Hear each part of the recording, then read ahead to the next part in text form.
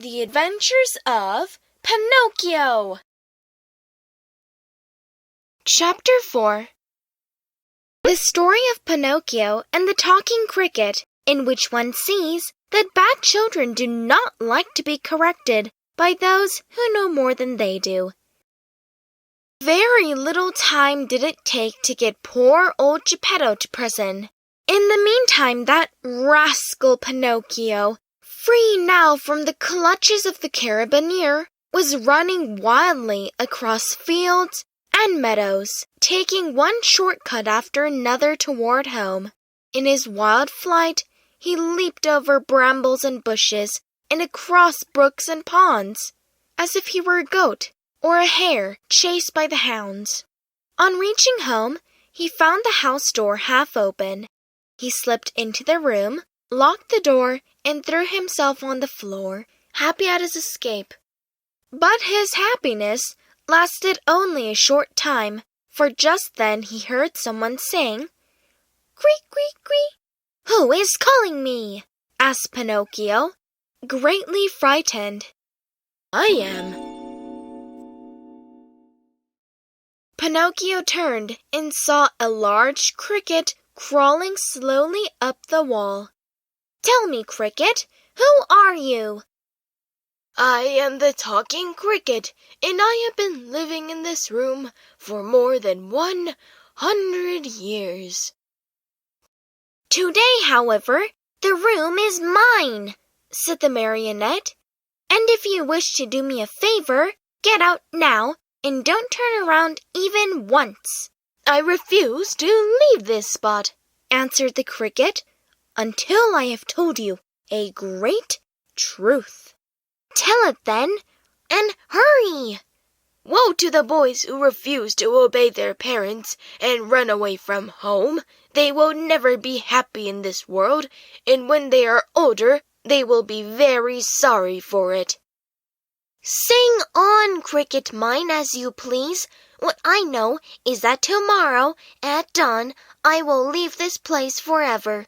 If I stay here, the same thing will happen to me, which happens to all other boys and girls. They are sent to school, and whether they want to or not, they must study. As for me, let me tell you, I hate to study. It's much more fun, I think, to chase after butterflies, climb trees, and steal birds' nests." "Poor little silly! Don't you know that if you go on like that, you will grow into a perfect donkey, and that you'll be the laughing-stock of everyone?" "Keep still, you ugly cricket!" cried Pinocchio. But the cricket, who was a wise old philosopher, instead of being offended at Pinocchio's impudence, continued in the same tone. "If you do not like going to school, why don't you at least learn a trade so that you can earn an honest living?" "Shall I tell you something?" asked Pinocchio, who was beginning to lose patience. "Of all the trades in this world, there is only one that really suits me." "And what can that be?" "That of eating, drinking, sleeping, playing, and wandering around from morning till night." "Let me tell you for your own good, Pinocchio," said the talking cricket in his calm voice, "that those who follow that trade always end up in the hospital or in prison." "Careful, ugly cricket! If you make me angry, you'll be sorry." "Poor Pinocchio, I am sorry for you." "Why?" "Because you are a marionette, and, what is much worse, you have a wooden head." At these last words, Pinocchio jumped up in a fury, took a hammer from the bench, and threw it with all his strength at the talking cricket. Perhaps he did not think he would strike it, but, sad to relate, my dear children, he did hit the cricket straight on his head, with the last weak creak, creak, creak. The poor cricket fell from the wall, dead. If you throw a hammer at a cockroach, do you think it would die? 아, 근데 어떻게 딱 맞냐 말이지. Because the cricket didn't move. He was... Hammer? Dur? 그래도 피노키오 책에서 지금까지 읽은 것 중에서 The most brutal. 크리켓이 죽은 거 한 번도 못 봤어. Maybe the cricket didn't actually die. 원래 이 원본은 죽었는데 이거를 좀 잔인하니까 사람들이 다 다르게 쓴 것 같아. Yeah, like he just like put the cricket in a jar or 도망가게 something. 만들고 문 밖으로 나갔다 그랬잖아. 다른 거에. 오케이, 다음 거. Chapter 5. Pinocchio is hungry and looks for an egg to cook himself an omelette. But, to his surprise, the omelette flies out of the window. If the cricket's death scared Pinocchio at all, it was only for a very few moments.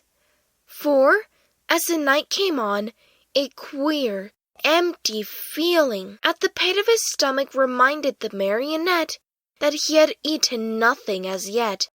A boy's appetite grows very fast, and in a few moments the queer, empty feeling had become hunger, and the hunger grew bigger and bigger, until soon he was as ravenous as a bear.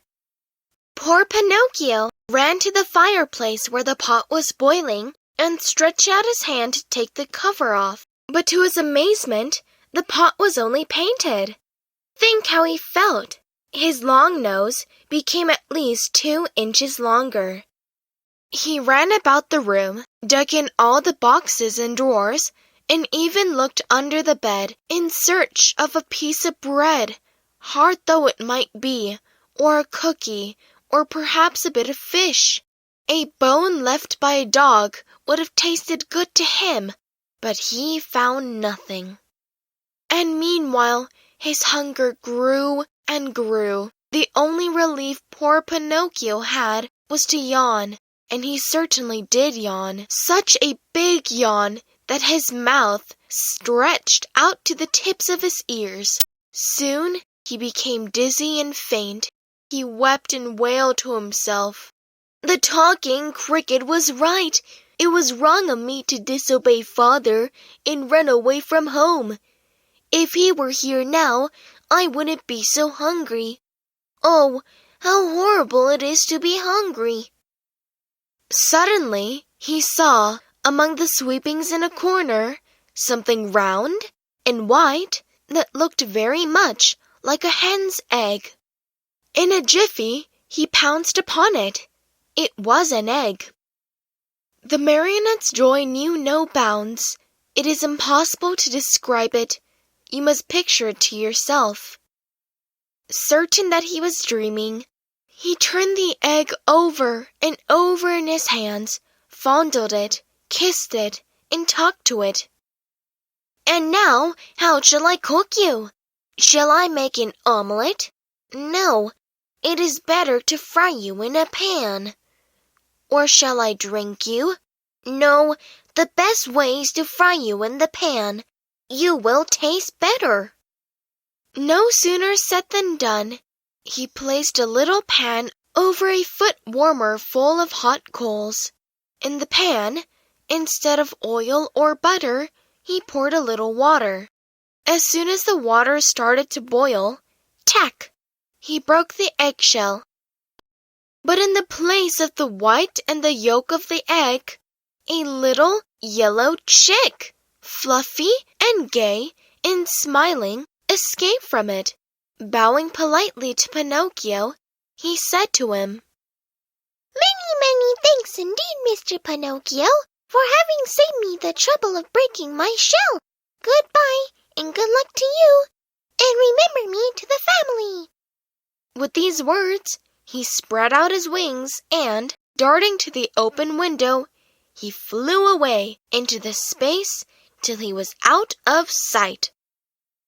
The poor marionette stood as if turned to stone, with wide eyes, open mouth, and the empty halves of the eggshell in his hands. When he came to himself, he began to cry and shriek at the top of his lungs, stamping his feet on the ground and wailing all the while. "The talking cricket was right! If I had not run away from home, and if Father were here now, I should not be dying of hunger. Oh, how horrible it is to be hungry!" And as his stomach kept grumbling more than ever, and he had nothing to quiet it with, he thought of going out for a walk to the nearby village, in the hope of finding some charitable person who might give him a bit of bread. Chapter 6. Pinocchio falls asleep with his feet on a foot warmer, and awakens the next day with his feet all burnt off. Pinocchio hated the dark street, but he was so hungry that, in spite of it, he ran out of the house. The night was pitch black. It thundered, and bright flashes of lightning now again shot across the sky, turning it into a sea of fire. An angry wind blew cold and raised dense clouds of dust, while the trees shook and moaned in a weird way. Pinocchio was greatly afraid of thunder and lightning, but the hunger he felt was far greater than his fear. In a dozen leaps and bounds, he came to the village, tired out, puffing like a whale, and with his tongue hanging. The whole village was dark and deserted. The stores were closed, the doors, the windows. In the streets, not even a dog could be seen. It seemed the village of the dead.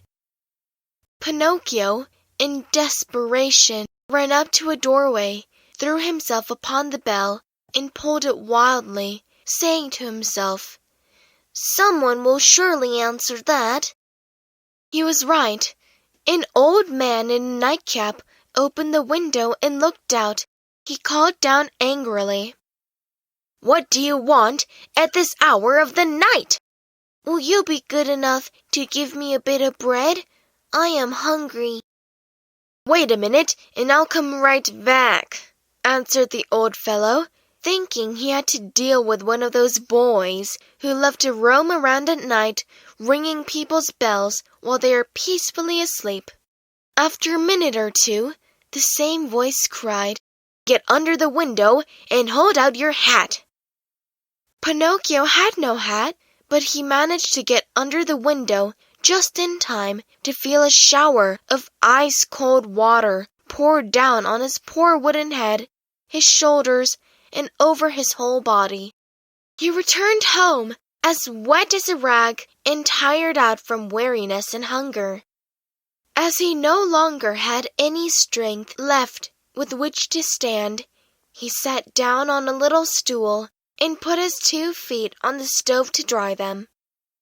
There he fell asleep, and while he slept, his wooden feet began to burn. Slowly, very slowly, they blackened and turned to ashes. Pinocchio snored away happily, as if his feet were not his own. At dawn, he opened his eyes just as a loud knocking sounded at the door. "Who is it?" he called, yawning and rubbing his eyes. "It is I," answered a voice. It was the voice of Geppetto.